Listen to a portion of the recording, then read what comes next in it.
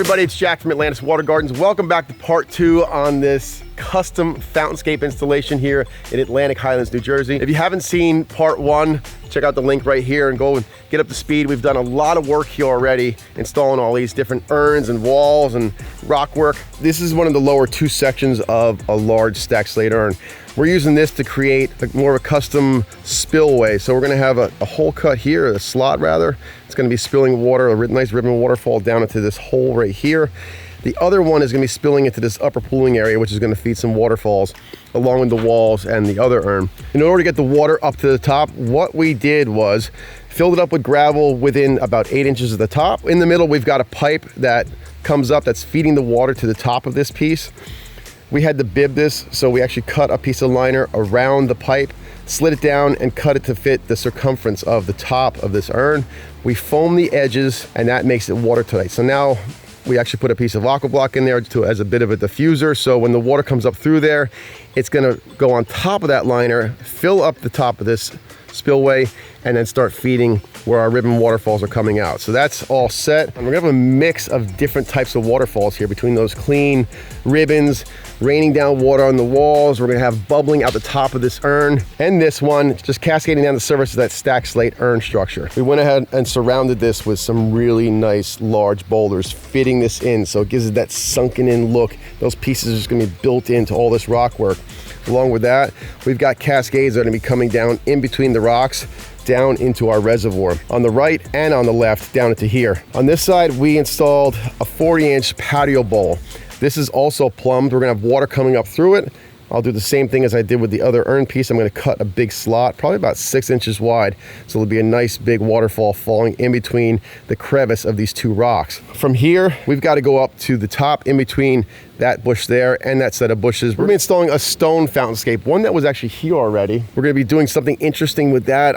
I'm doing a lot of fabricating with cutting, and in the way it's gonna turn out, it's gonna be like raining out of the top of that bowl into a pooling area and then streaming down with some small cascades back into our system. First thing I'm gonna do this morning is just close up the bottom of this reservoir and get this kind of finished up here. There's a ton of plumbing that's happening on the back side of all this. You could see there is just a labyrinth of pipes that are coming through here. We're feeding this with 2 pumps coming out of our vault and then dispersing the water to all these different fountainscape pieces. There's a lot of piping and plumbing that has to happen back here. Now I have an idea about how much water I'm gonna need to each one of these. I've done a bunch of stuff like this before, so for me, I can kind of wing it. But if you're at home trying to figure out like how much water you need for like the urns and stuff like that, it comes down to like the diameter pipe that you're using, what kind of effect you want, how much water do you want coming out the top. It's really like a trial and error thing. Some of this stuff comes in kits where it's already plumbed. It's not gonna give you the effect that we're gonna get here. So if you wanna upsize things, it really comes down to like just playing around with it and trying different size pipes, different size pumps. I know that's not a great answer, but when you're doing stuff like this, it really is just trial and error, a lot of it. And then once you figure it out, then you do it again. You're like, okay, I remember last time I needed this size pump for this urn and maybe another piece, and then you kind of just put it into memory and go from there. But today, we're gonna get this thing totally finished up down here, hopefully get this stream and this other section in and get it prepped to start running. Not a period, I'm a comma. Trying to say wash like a Dalai Lama. My mind's lost in its own geography. Blame it on the ADHD. Watch your thoughts fall out of my brain. You know that I love you. You know that I need you. So why do you walk away? Did you slip me a potion? 'Cause I feel a commotion hitting me like waves on a summer's day. You know I got the dirties. You know we're throwing words like ninja stars out here, and it's tearing us apart. Forgive me, love, I'm not seeing clear, 'cause I saw red right from the start. Sleep it off, wake up the next day. I want to show you guys what a finished bib looks like. Boley just finished this whole area, bibbing this whole spot over in here. Now this is all gravel underneath here. We set these couple of rocks out in front. Then we went ahead and set the rocks that are back, framing this waterfall. And we had this big void space in here that we wanted to actually use as a pooling area, transition our stream from that waterfall down to this one. Now, in order to do that, we had to create a bib to make sure the water stays on top and not just go down through the gravel and then not come over this waterfall. So Boley went and he foamed all of this. And on top of the foam, he put this fabric. Now the fabric is a binder. It binds all that stuff together, makes it super strong, and now it's watertight. So if I put a hose on this, that would pool up with water and eventually come over this waterfall. Could we have taken and folded the liner up and backed dirt up against it, got it right to height, and then folded it back out, and then did that again for the next one? Sure. But foam for us is cheaper than man hours. The amount of time it would have taken us to wrestle with this liner and get everything exactly the way we wanted it, first of all, we would end up with a bunch of folds. That would have just caused problems for us anyway, and it would have taken us 2 to 3 times as long to do that. So when you're talking about like 3 or 4 guys working on a section, 4 man hours for every 1 hour, that's a lot of time. A can of foam is a lot cheaper than that for us. Now, even at home, if you're doing this, yeah, you're gonna spend some money in foam, but you can do a lot, you have a lot more flexibility when you do it this way, because then you're not dealing with all those nasty folds in the liner, trying to hold things down, and then getting the rock in and having to go and pull this liner back and backfill it.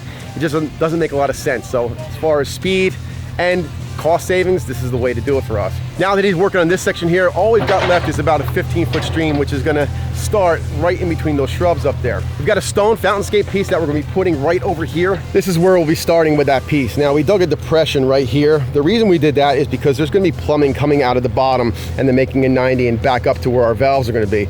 So we needed room to do that.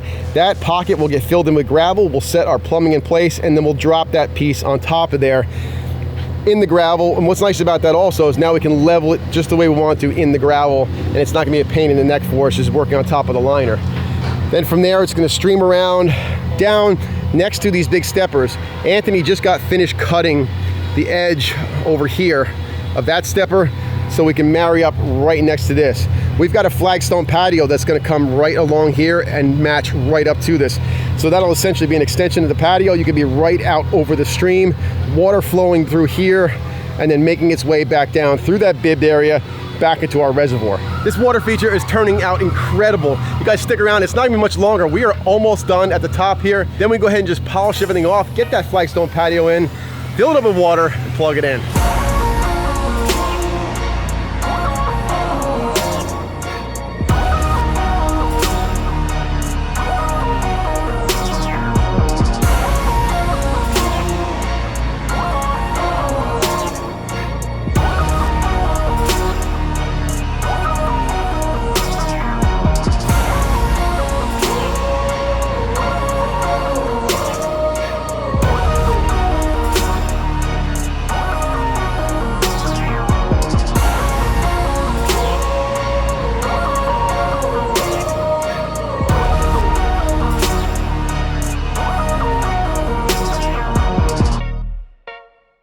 All right, the water feature itself is pretty much finished. We'll be adding just a few aquatic plants to the different parts of the fountainscape. A little bit of gravel down here in the bottom. Actually, you can see it's full of water right now.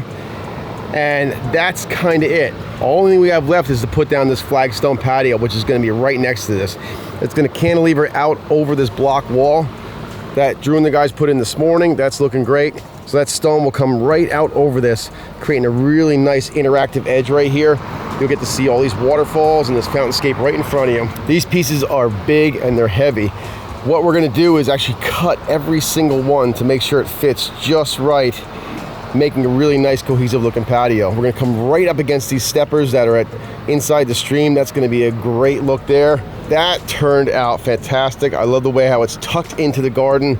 We'll add some aquatic plants to the top of that. And when this is all filled in, it's just gonna look like it's just coming out from the landscape here. That's gonna be so awesome.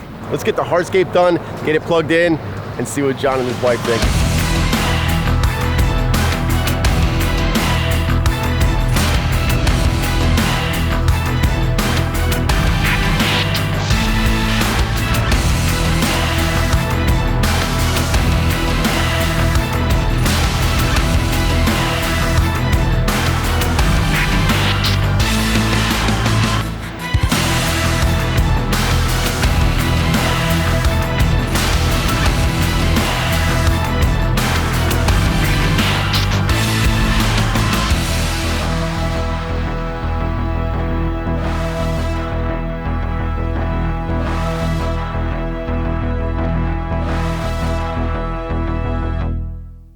Okay, time to turn it on.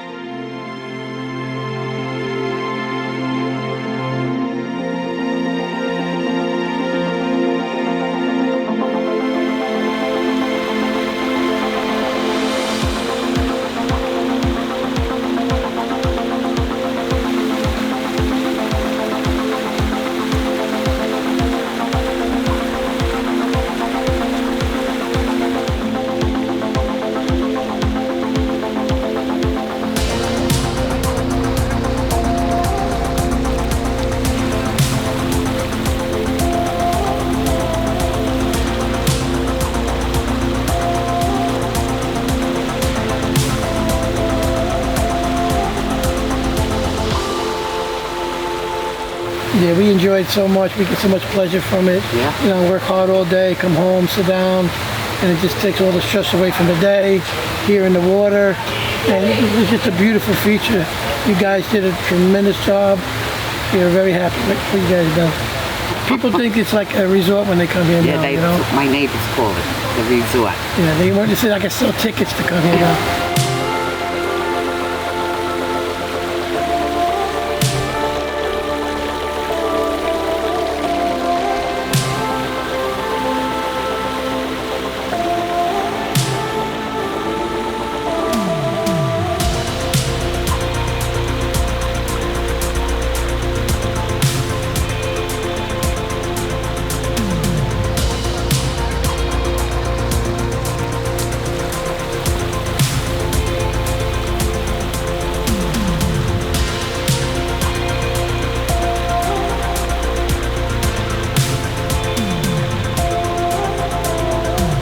The cement iron with the slits in it, that's very unique.